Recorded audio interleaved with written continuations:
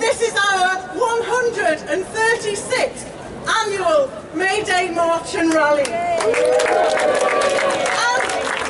what an incredible day we're having! Wow, wow, wow!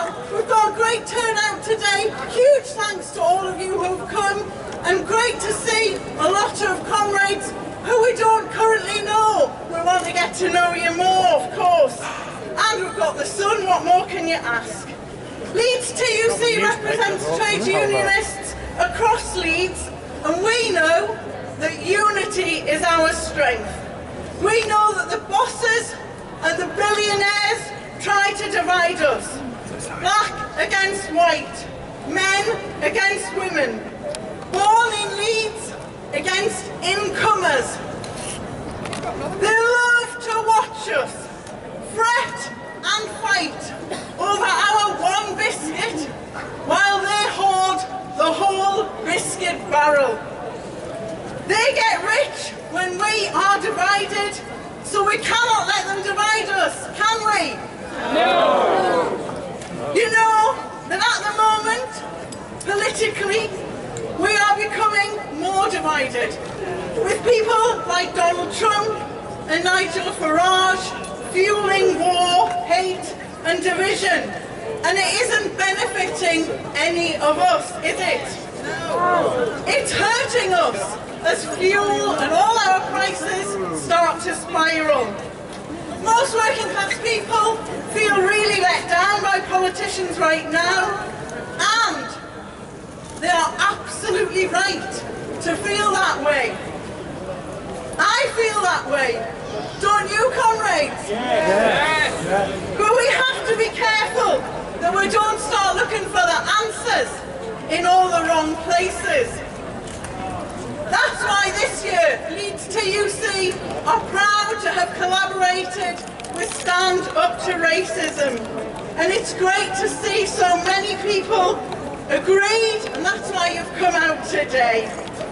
Thank you. Our speakers are going to point us toward the right answers, starting, of course, with joining a union. Woo! We've got 6 speakers for you today, so without any further delay, I want to introduce our first speaker, a man who represents over 6 million British trade unionists, the General Secretary of the TUC, Nowak. Well, thanks, Jane. What a fantastic day and what a fantastic turnout. Before I say anything else, let's give a huge round of applause to Leeds Trades Council and Stand Up to Racism for pulling everything together today.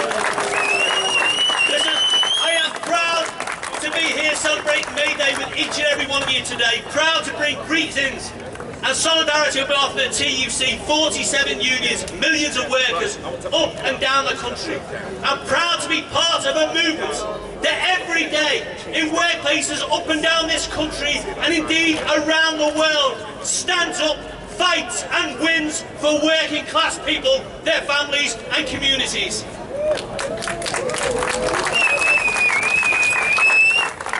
Before I say anything else, let me just send out a message to every worker taking strike action, voted for strike action, or who's taken successful action over the last 12 months. Whether it's the Unison members at the National Coal Museum in Barnsley, a 10% pay rise. The UCU members standing up for further and higher education across this region. The GMB Unite members standing up to reopen Doncaster Airport. And the Leeds hospital workers who are stood alongside on that picket line just in January. To each and every single one of those workers, let's send a message from here today. Your struggle is our struggle. When you win, we all win. Solidarity, comrades. Listen, just 3 quick things from me. Today is our day. The day when we celebrate our values of solidarity, of equality, of justice. But if we're being honest, those values are under threat. The far right and the populist right are on the march, on the street, in our communities and at the ballot box. I think we need to send a very clear message about who Nigel Farage and Richard Tice and who Tommy Robinson really are. Because they say they stand up for working people, and then they vote against employment rights time and time again in Parliament. They say they stand up for British workers, and Farage cheerleads on Donald Trump every time he slaps on tariffs that threaten jobs in this country. They say they stand up for families, and we know they are riddled with misogynists and domestic abusers and people convicted of violence against women. So let's send a very clear message today from Leeds. The far right, the populist right, Nigel Farage, Tommy Robinson, never stand up for working class people, never will. That's our job, the Labour and trade union movement. So we stand against the politics of hate, but we don't stand for the politics of the status quo. As Jane said, for far too many people in this country, politics has failed to deliver.